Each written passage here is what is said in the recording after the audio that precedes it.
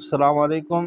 آج lecture number 51 میں ہم ٹیچنگ، لرننگ اور ایجوکیشن کے درمیان فرق کو پڑھیں گے۔ ٹیچنگ از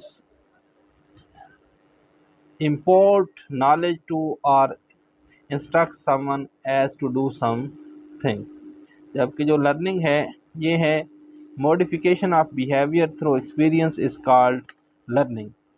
لرننگ دو طرح کی ہوتی ہے، پازیٹیو لرننگ بھی ہو سکتی ہے، نیگیٹو لرننگ بھی ہو سکتی ہے۔ پازیٹیو لرننگ کیا ہے کہ لوگوں سے اپنے رویہ کے ذریعے اچھے تعلقات قائم کرنے کو پازیٹیو لرننگ کہتے ہیں، اور نیگیٹو لرننگ لوگوں سے اپنے رویہ کے غلط